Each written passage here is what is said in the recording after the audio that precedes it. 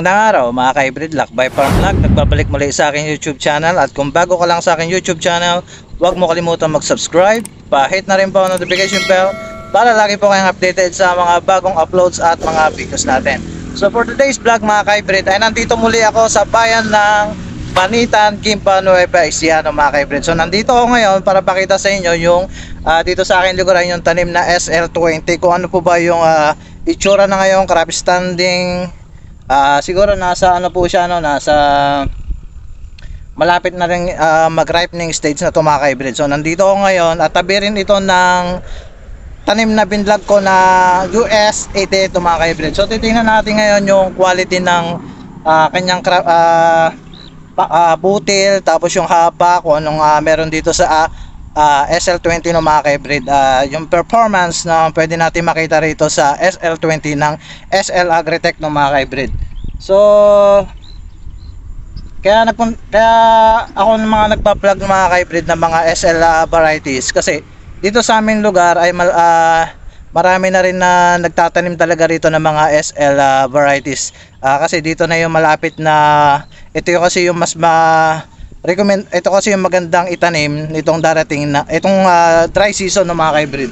So ngayon titingnan natin ngayon yung kanyang inuhay, butil na pwede nating makita rito sa SL20. Ang SL20 mga ka-hybrid ay isa sa malakas din umani mga ka-hybrid, at hindi rin ito nagpapatalo sa mga ibang varieties na super hybrid rice na pwedeng anihin na 200 at umaabot ng 250 mga ka-hybrid. So ang potential yield ng SL20 ay umaabot po sa 7 to 15 metric tons per hectare. In terms of suhi ay umaabot po ito ng 14 to 28 tillers per plant.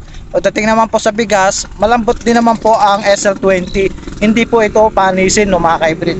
So ngayon, nandito ako ngayon, tingnan natin ngayon uli yung performance ng SL20 ng mga ka-hybrid. So ano pang hinintay yung mga ka-hybrid? Samahan nyo ako at tingnan natin tong crop standing ng SL20 ng SL Agritech. So tara, let's go!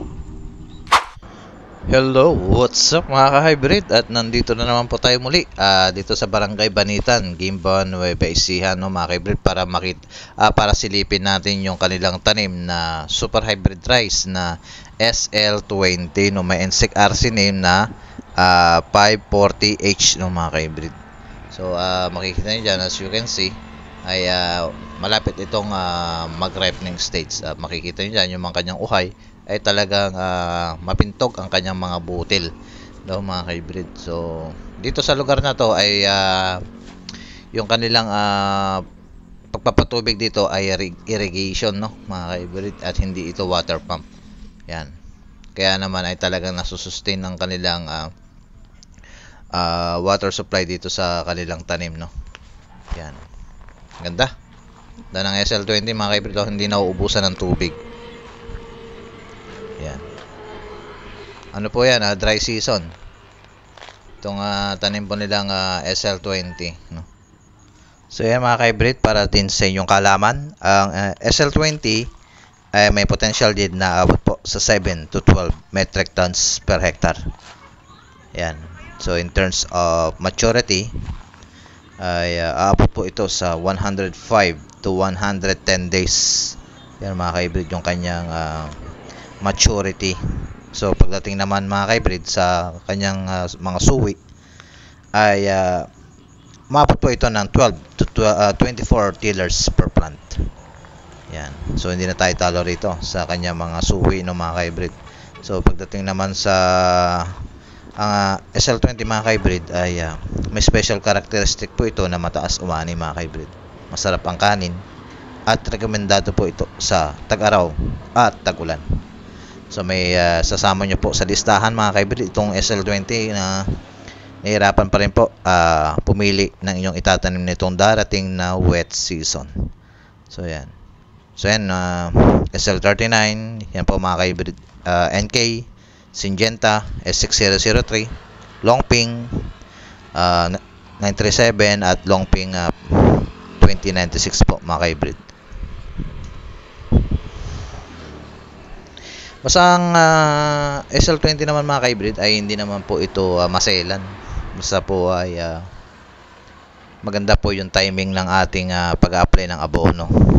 Pati rin po yung apply natin ng mga chemical method like yung mga pang-insekto. Yan. Sa pang-insekto kasi mga ka-hybrid, kailangan kasi diyan diskarte talaga na kung maaari mga ka-hybrid ay may sasuggest ko na everyday nyo bisitahin yung inyong area. O halimbawa, 1 hektarya yung inyong area, maaari ay bisitahin nyo araw-araw para po ma-assess nyo yung ano yung magiging nakikita nyong sakit dun sa inyong area, at para po early prevention na pwede nyo pong magawa dun sa area nyo para po pagdating po ng pagsusuwi nya hanggang sa vegetative fruiting stage ay maganda na po yung kanyang pagbulas ng kanyang mga bunga ng mga ka-hybrid.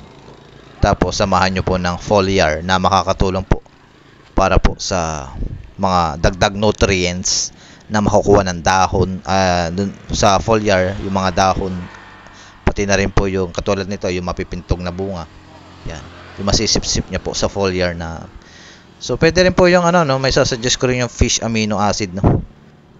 Kasi may mga farmer na natin na nakapag-try na ng fish amino acid, ay maganda nga po 'yun, no, dahil nga meron pa kaming tira na 3G's foliar, ay mag-apply pa rin, subukan namin yung fish amino acid para po sa kanyang magandang resulta, no. Yan, naka-hybrid. Isa pang sulyap, yan. Pakaganda po ng kanilang tanim, no. Yan. So yan po ay pakisama po ito sa listahan itong darating na wet season. So ang SL20 mga ka-hybrid ay hindi po ito masyado ang matangkad. Kaya po ay may re-recommenda po natin ito sa wet season, no. So yan. So don't forget to hit the notification bell at subscribe to my YouTube channel. Ingat po mga ka-hybrid at God bless.